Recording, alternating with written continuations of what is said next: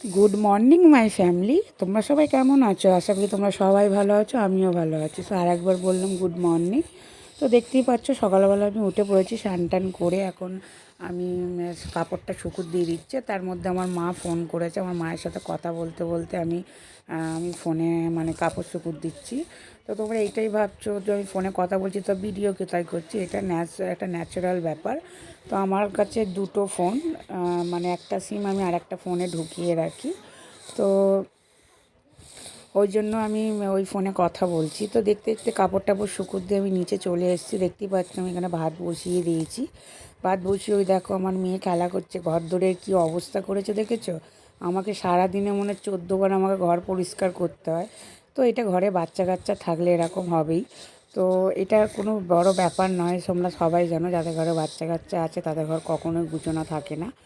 তো দেখতেই পাচ্ছ করতে করতে রান্নার দিকে চলে এসেছি। এই যে আজকে না ডিমের অমলেট করে ঝাল করব।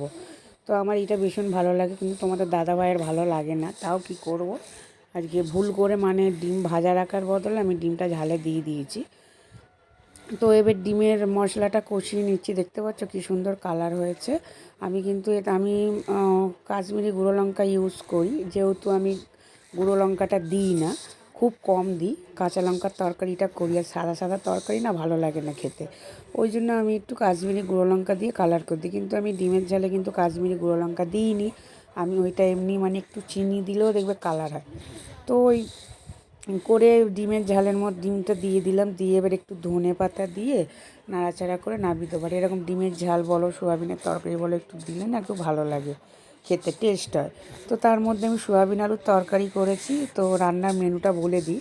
আজকে পালং শাক আলু দিয়ে বড়ি দিয়ে চচ্চড়ি করেছি, আর সোয়াবিন আলুর তরকারি আর ডিমের ঝাল করেছি। আর কালকের কিছুটা চিকেন ছিল, ওই যে স্টমাক ছিল, আমার ছেলে খুব ভালোবাসে।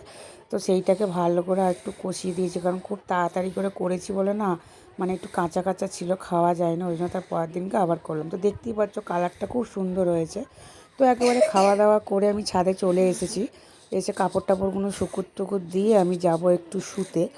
প্রতিদিনই ভাবি শোবো, কিন্তু শোয়া তো আমার হয় না মেয়ের জন্য, কারণ মেয়ের শরীরটা ভালো নেই।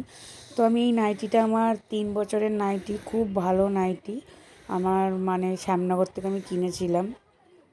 তো শ্যামনগরের বড় ওই যে দোকানটার নাম ভুলে যাচ্ছে, ওই দোকান থেকে কিনেছিলাম। তো দেখতেই পাচ্ছ তোমার দাদাভাই শুয়ে আছে, আমার ছেলে তার গায়ের ওপর উঠে লাফালাফি করছে, মেয়ে পাশে ঘুমাচ্ছে। তোমার দাদাভাইয়ের শরীরটাও ভালো নেই, মানে একটু জ্বর জ্বর, গা হাত পা ব্যথা। তো দেখতে দেখতে আমি বাসন মাজতে চলে এসেছি। তোমাদেরকে তো আগেও বলেছি আমি নিচে আমার উপরে কিছু নেই, মানে কল টল নেই, আমাকে নিচে এসেই করতে হয়। ওই জন্য সবসময় ভিডিও করাটা আমার সম্ভব হয়ে ওঠে না। তো যখন মাঝে মধ্যে করি, ওই জন্য মাঝে মধ্যে যখন দেখি বাড়ির লোক সব শুয়ে পড়েছে, নিচে বাসন ধুতে আছি 4টে নাগাদ, তখনই ভিডিওটা করি। কারণ আমার না কেমন লজ্জা লজ্জা লাগে ভিডিও করতে। কিন্তু তাও ভিডিও করতে গেলে, নিজের কিছু কাজ সাকসেস করতে গেলে লজ্জা পেলে হবে না। তারপরে বাসন টাসন মেজে গিয়ে একটু শুয়ে পড়েছিলাম। সন্ধেবেলা উঠে সন্ধে ফন্ধে দিয়ে চা পা খেয়ে একটু বান্ধবী আর আমি মিলে বেরিয়েছি। আমরা খুব ক্লোজ ফ্রেন্ড হয়ে গেছি আর কি। তো আমরা একটু বেরিয়েছিলাম, বেরিয়ে চাউমিন খেতে গেছিলাম। তো এবার বাড়ি ফিরছি 9:45 বাজে। যদি ভিডিওটা ভালো থাকে তাহলে একটা লাইক শেয়ার কমেন্ট সাবস্ক্রাইব করতে ভুলবে না। দেখা হচ্ছে নেক্সট ভিডিও।